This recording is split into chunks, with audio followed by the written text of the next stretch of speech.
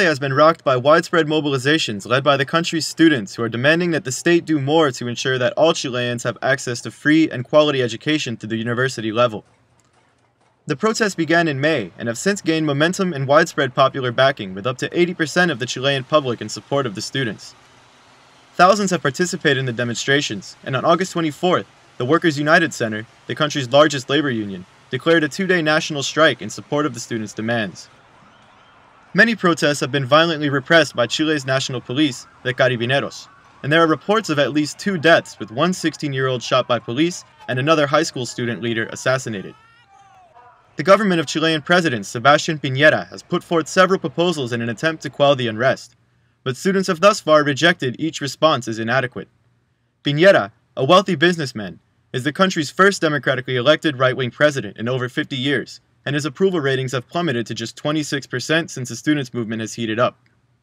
Todos quisiéramos que la educación, la salud y muchas cosas más fueran gratis para todos. Pero yo quiero recordar que al fin y al cabo nada es gratis en esta vida. Alguien lo tiene que pagar. For the top 10% of Chileans who controlled 42% of the nation's wealth in 2009, paying for such vital services as health and education, both of which are largely privatized, is not as burdensome a task as for the country's large population of lower, middle, and working-class poor.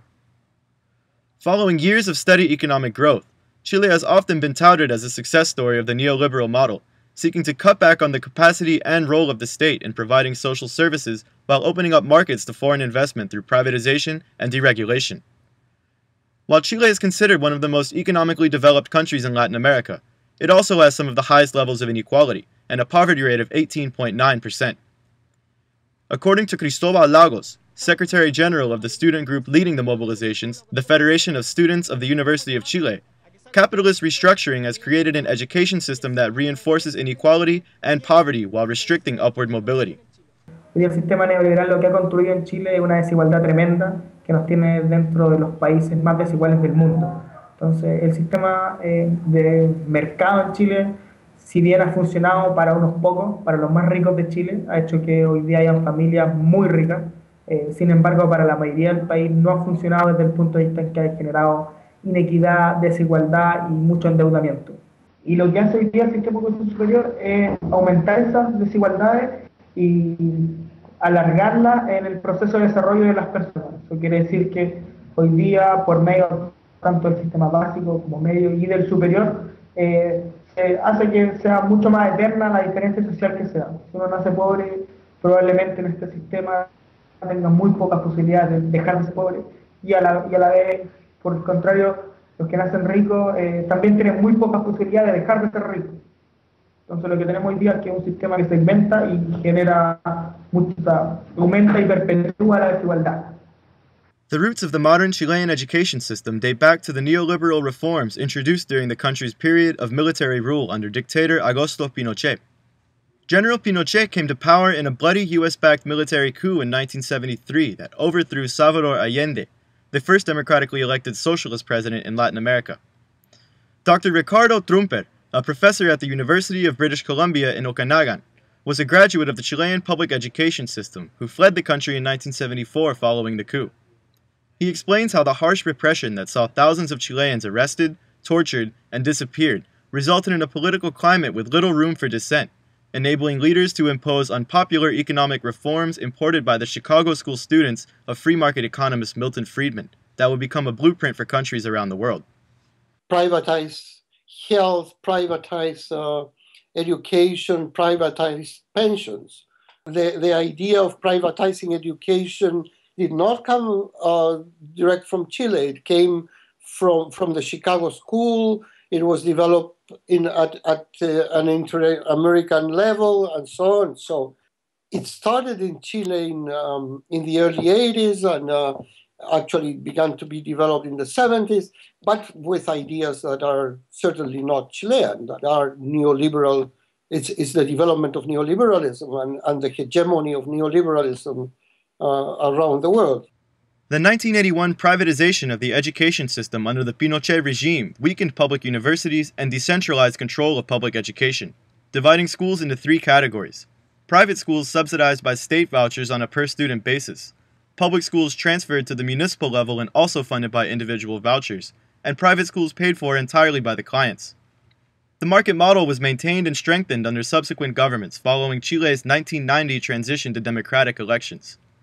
While access to higher education was expanded, a lack of government funding and oversight fostered the creation of a class-tiered educational system, where students with fewer resources are tracked into lower-performing private schools with diminished career prospects, accumulating massive debts in the process through the high-interest loans they are forced to take with private banks.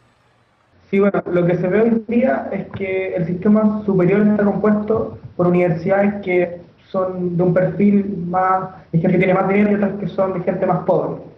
Dado la composición de la misma universidad, el lo que se genera es segmentación. Entonces, se podría decir que hay algún elemento de clase dentro de las universidades.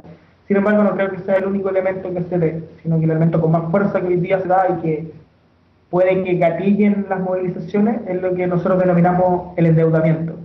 Hoy día para estudiar en Chile, que tiene aranceles muy caros, tenemos que tomar crédito a los bancos y eso genera que tengamos deudas muy grandes y afecta directamente a las familias. So what happens then is that poor students go to the worst primary schools, the worst secondary schools, the worst universities, and they pay, or their families pay, for their education. And they get out and they don't have, if they finish, and they don't get a job. So they are quite unable to pay. I think that's more or less how the neoliberal system works, right? It works on the one hand segregating, and on the other hand disciplining, and on the third hand making money out of the people. One of the students' demands is an end to profiteering in what has become a lucrative private education market that further funnels money into Chile's corporate elite. While the original legislation established that universities are not to be run on a for-profit basis, there are a number of loopholes that allow some families and firms to reap massive profits off the education of Chile's youth. At the center of the Chilean student struggle is the question over whether education should be a guaranteed social right or a service to be purchased on the market. Nosotros hemos puesto la educación superior como un derecho social, como una inversión social que tiene que hacerse cargo del Estado, que tiene que asegurarla el Estado. Y por el otro lado, el gobierno lo que ha dicho es que la educación es una inversión individual, una inversión personal y que cada persona tiene que hacerse cargo de la suya y cada persona verá cómo se puede hacer cargo. Esa es la gran pelea y la pelea de fondo que estamos dando detrás de toda esta movilización. Chile has a history of strong student-led movements, and in 2006, high school students led a number of protests demanding various changes to the education system. The government of then-President Michelle Bachelet agreed to address a number of the students' concerns, but many found the response to be too slowly implemented and ultimately insufficient. This has contributed to a feeling of frustration and mistrust in government negotiations among the university students currently leading the mobilizations, many of whom were of high school age during the 2006 protests. Students have put forth a 12-point proposal of their demands and have agreed to meet with President Piñera tomorrow on Saturday, September 3rd, after having rejected several previous offers for talks.